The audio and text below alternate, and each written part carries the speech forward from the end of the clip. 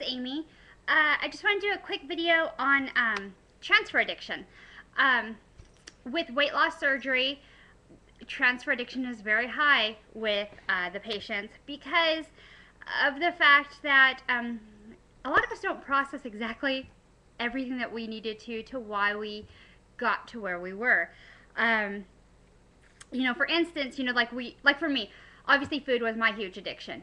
And, I would eat happy, sad, bored, whatever reason. I loved the taste of food. And yeah, I wasn't eating to sustain my life.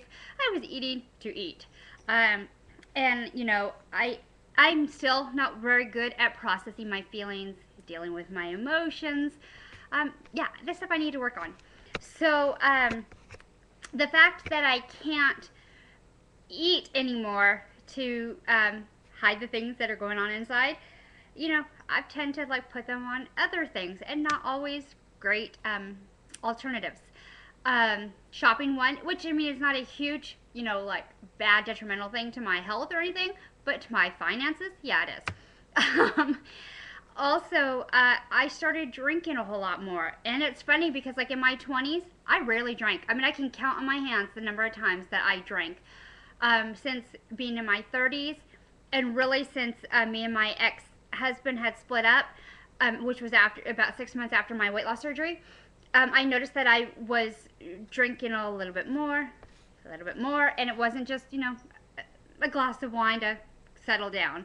No, it was a bunch of shots to be messed up. And some of the things that I did while drinking aren't things that I would do once sober or that I would even do on a normal basis. And I found myself, especially over the last maybe 7-8 months, drinking a whole lot more. It takes very, very little alcohol to mess me up. And I wouldn't just get, say 2 shots and be okay. I would keep drinking and drinking, and by the time that I realized how much, I was stumbling drunk. Besides the obvious, drinking, messes with my brain, everything else, obviously it's empty calories, carbs, stuff that I don't need as far as trying to lose weight. But I really, wasn't processing why I was doing these things. Over the last few weeks, I have been taking a personal inventory of my life, professionally, personally, as a mom, just in life in general, where I want to be, what I want to do. And there's a lot of things that I started realizing that I was doing that I wasn't liking about myself. I'm not very nice to myself at all. I've never really been a friend to myself. The things that I do and say to myself, I would never say to my worst enemy. So why I do it to myself, I don't know. I'm very critical on a lot of things. I strive for perfection, which, I mean, come on, really? Who can really get the perfection in life? It's not going to happen. So little things that I'm starting to do, I did put motivational things up around my room. Like when I first wake up in the morning, there's a sign that says, change begins with you, stay focused.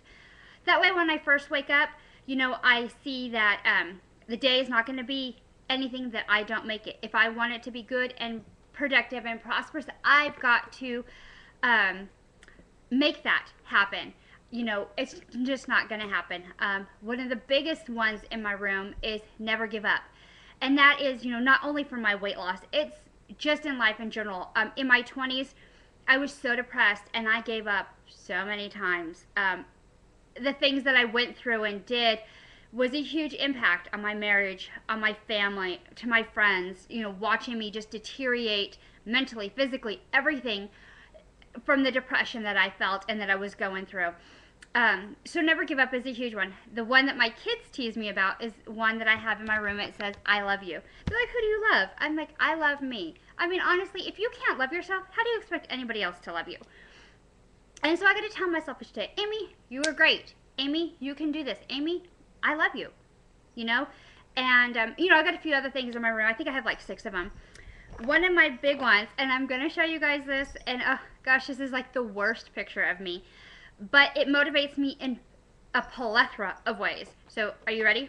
Okay, here we go. Yeah, that's me at my heaviest, at my worst.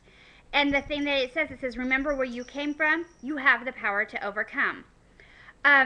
This is more than, for one, it shows me that the determination, the strive, everything that I've done over the last 2 years, I can go from that being that big, heavy, miserable to where I am today. That it is possible. I do have it in me. Also, it's on my refrigerator for the fact that I don't want to be that girl again. I don't want to be that heavy. I don't want to be that miserable. I don't want to be that physically unable to do anything. So when I go to my refrigerator, open it up, I'm looking, okay, am I eating because I need to put some substance in my body because it's been a few hours, since the last time I ate? Or am I eating because I'm bored, because I just want to take something good today, Why am I eating? It's a more of a mental preparation as to why I'm putting stuff in my body. The other thing that I have been doing, and I used to be really good at it, was tracking my food. I realized, I was eating a whole lot more calories than I thought I had, because, I had that, I didn't have, it's easy to misconstrue what you're actually doing. The fact of, if you bite it, write it, is so powerful. Because if you have to write down every single calorie, fat, protein, carb, and actually weigh out what you're eating, you're going to have better portion control, you're going to have better ability to see where you're at. Also, you can kind of see the trends that you're doing, okay, what was I eating that day?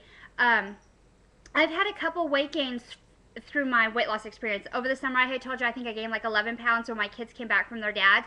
I got it off. The last week or so, I had put on maybe 6-7 pounds, and I do realize there's going to be like a fluctuation, a 5-pound fluctuation. I do realize that. But the fact that I was getting back into a different number freaked me out. I'm like, I'm not gonna let this get out of control. So I'm taking control now. One of the things I'm doing is the 5-day pouch test. For those of you who don't know what that is, it's something that weight loss people do to get the tightness back in their pouch. The first 2 days is liquid diet, which is like, protein shakes with minimal carbs, lots of water. And for the 5 days, it's basically a carb-free diet. Not diet, it's not really a diet, it's just like a process to like detoxify from the carbs. And then like day 3 is a soft protein like tuna and fish, tilapia, stuff like that. And then you go up to like ground meat, and then you go, back to protein. Also, like on the days that you are able to eat the protein, you eat within 15 minutes, of course, chew your food, no liquid during your eating, and a half hour after, which that is something I have slipped into. I am drinking again with my meals, and it washes out the food faster through your pouch. You want to eat sooner. So I'm really trying to focus on getting back to the basics of the weight loss surgery. More water, not during meals, not half hour after, getting my protein in first. Like I said, I have been indulging on carbs. I really need to cut the carbs out. And I'm not eating the good for you carbs, the complex carbs. I'm eating the simple carbs, the slider foods, And although, yes, I have been maintaining a good weight loss, it's so easy to slip back in. None of us are going to wake up in the morning and say, hey, I decided to fail. I'm going to forget everything I'm doing and go back to the way I was. That is not the mentality that we wake up in the morning and do, but it is so easy to slip back into our old ways. They say it takes 30 days to make a habit. Yeah, it takes like 2 days to break it. You know what I'm saying? So I'm really making more of an effort, and I'm putting more visuals. I'm a very visual person. So if I'm seeing like visually what I'm doing, I'm going to react to it better and have a better understanding and grasp of where I'm at. So anyways, just be aware of why you went to where you were, where you want to be at, and learn to deal with your feelings.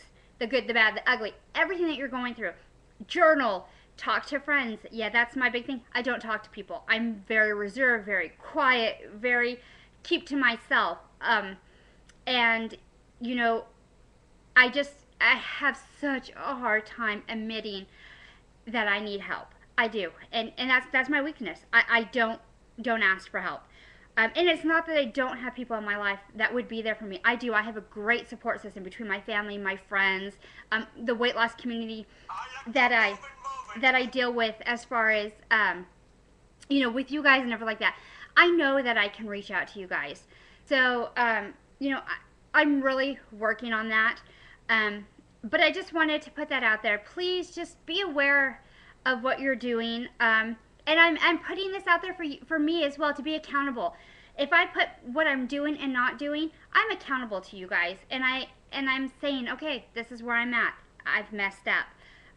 Because again, I don't always show everything, the bad parts that I do, my lack of not asking for help. So anyways, here's a candid video of where I'm at. Really be nice to yourselves. Love each other. Love you guys. Thanks for letting me rant. Bye.